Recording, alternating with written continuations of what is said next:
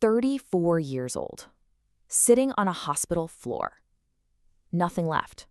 No job, no marriage, and honestly, no voice inside her that still believed. Just picture that for a second.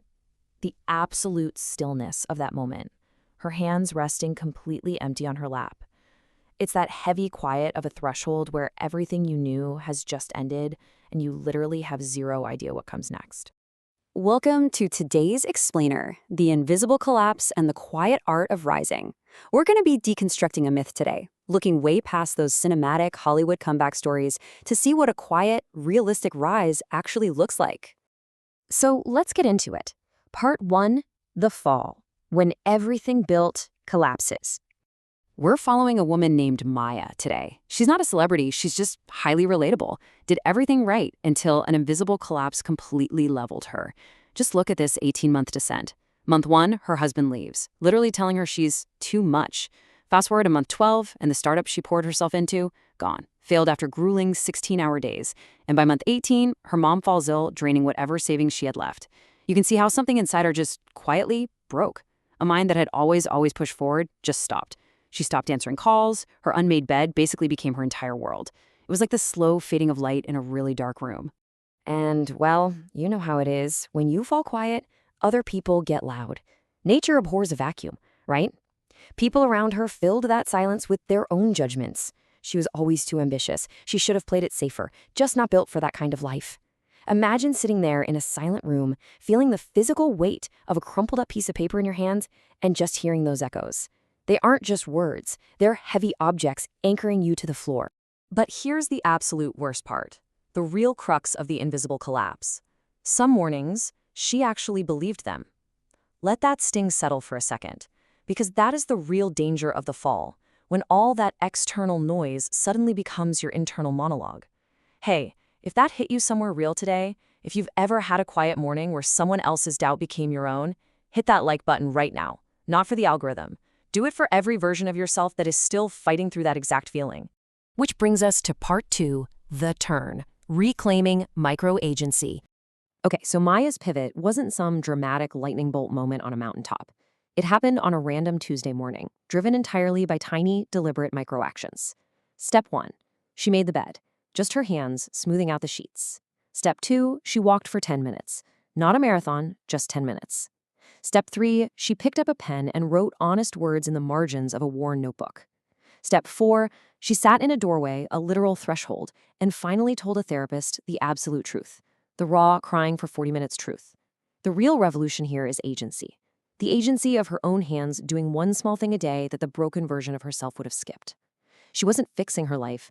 She was just reminding her hands that they still worked. We are so conditioned to expect the comeback montage, aren't we? The dramatic sunrise, suddenly finding the perfect mentor, drafting this flawless new master plan. But the reality? The reality is much quieter. It's Tuesday, then Wednesday, then the Thursday you almost quit again, but you don't. Rising isn't a montage.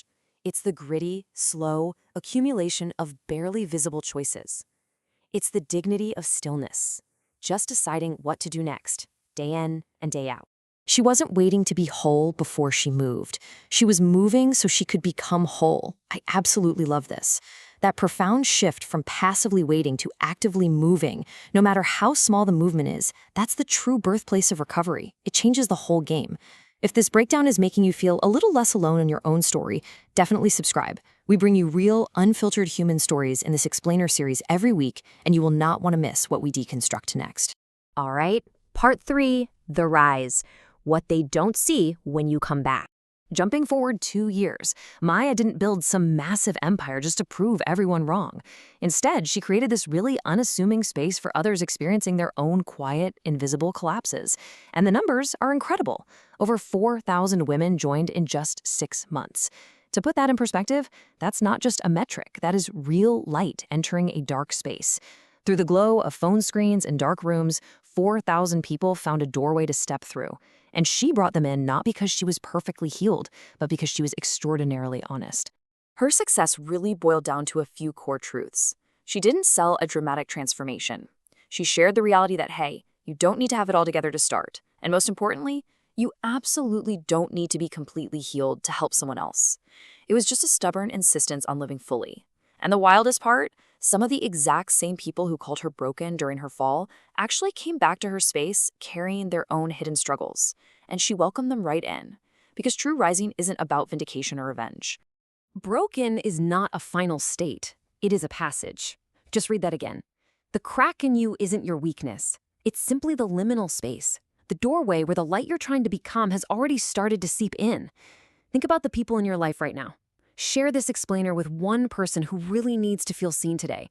You don't even need to type out a message. Just send it to say, I see you, you're not alone. Maya's story isn't finished. And honestly, neither is yours. No matter what metaphorical floor you're sitting on right now, looking at the debris of what collapsed, remember Maya.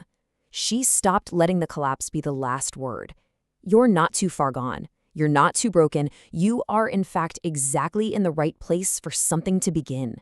Keep going, even slowly, even quietly, even when no one is watching. So as we wrap up this explainer, I want to leave you with one final question. Who are you fighting for right now? Drop a candle emoji in the comments below. Absolutely no explanation needed. Just leave a candle for yourself, for someone you love, or for the version of you that simply hasn't given up yet. We read every single one. Thank you so much for being here with us, and keep moving.